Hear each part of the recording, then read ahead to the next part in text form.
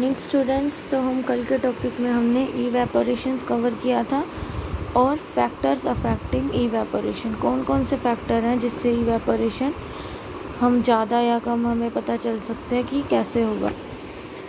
एक टॉपिक हमारा इस चैप्टर का बस एक लास्ट टॉपिक ही बचा है जो है हाउ इवेपोरेशन कोजेज कूलिंग, मतलब इवेपोरेशन कूलिंग ठंडक कैसे कोज करता है।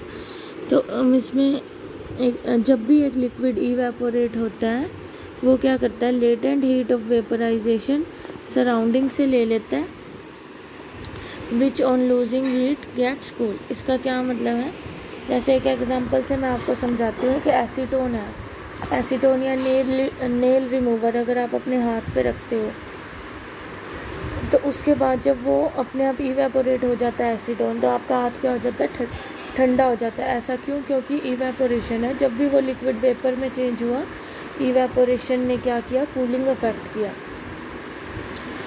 अब वो कैसे होता है, जब भी कोई लिक्विड इवेपोरेट करता है वो सराउंडिंग से जो भी लेटेंट हीट ऑफ वेपराइजेशन होती है, मतलब सराउंडिंग की जो भी हीट होती है आसपास की, वो लेके और इवेपोरेट हो जाता है, उसकी स्टेट चेंज हो जाती है।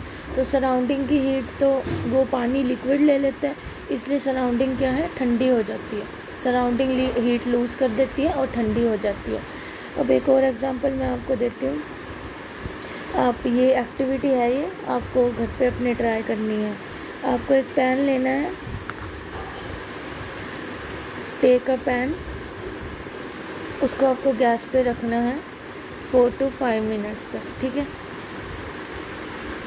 गैस पे रखने के बाद उसको आपको गैस से उतार लेना है और उसके अंदर पानी डाल देना है। उसके बाद आप उसके कुछ मिनट बाद आप ऑब्ज़र्व करोगे कि पानी जो है वो थोड़ा सा इवेपोरेट हो गया और पैन क्या हो जाएगा, गर्म से ठंडा हो जाएगा।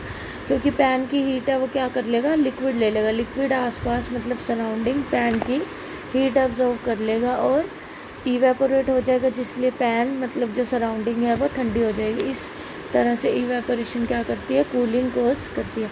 तो एक्टिविटी आपको परफॉर्म करनी है। इसी के साथ साथ हमारा चैप्टर ख़त्म होता है। तो एक शॉर्ट रिवीजन मैं आपको करवा देती हूँ। इस चैप्टर में हमने क्या क्या पढ़ा। सबसे पहले हमने पढ़ा कि matter in our surrounding, chapter का नाम था मैटर क्या होता है। मैटर एक ऐसी चीज़ होती है जिसका कोई मास भी होता है और वो स्पेस भी ऑक्यूपाई करता है, मतलब वॉल्यूम भी होता है। उसकी क्लासिफिकेशन फिजिकल क्या है, सॉलिड, लिक्विड, गैस, केमिकल है, एनिमल, एलिमेंट, कंपाउंड और मिक्सचर। ये इस चैप्टर में ये आपके हायर स्टडी में आप पढ़ेंगे। तो फिजिकल में हमने सॉलिड लिक्विड गैस को डिटेल में पढ़ लिया है। सॉलिड लिक्विड गैस की अब क्या था, मैटर किससे बनता है, पार्टिकल से बनता है। कैरेक्टरिस्टिक्स ऑफ पार्टिकल्स हमने पढ़ ली थी। उसके बाद सॉलिड लिक्विड गैस सबकी मैंने आपको डिटेल स्टडी दे दी थी, वो जो पिक्चर मैंने आपको शेयर की थी कि क्या क्या कैरेक्टरिस्टिक्स होते हैं सॉलिड के, लिक्विड के और गैस के। अब है हम इन स्टेट को, ये 3 स्टेट ऑफ मैटर है, इनको हम चेंज कैसे कर सकते हैं। पहला पॉइंट टेम्परेचर चेंज करने से और दूसरा प्रेशर चेंज करने से। तो ये 2 पॉइंट हमने रीड किए थे।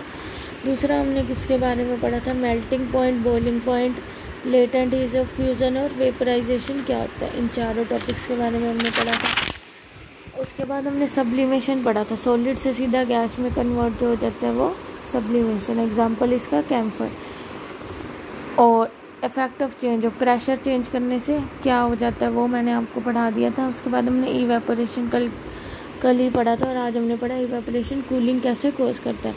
तो इसी के साथ साथ आपका चैप्टर ख़त्म होता है। अब आपको इसको क्या करना है, जैसे जैसे मैंने आपको अभी टॉपिक्स बताए हैं अपनी रफ़ नोटबुक में इसके रफ़ नोट्स बना लेने हैं, ताकि आप कभी भी कोई भी टॉपिक्स समझना हो तो उसकी थोड़ा थोड़ा उसके बारे में समझना तो आपको याद आ जाए सब कुछ। इसलिए आप इसके नोट्स प्रिपेयर कर लेना। कल से हम इसके टेक्सचुअल क्वेश्चन और बुक वर्क वगैरह स्टडी करेंगे। Thank you and have a nice day.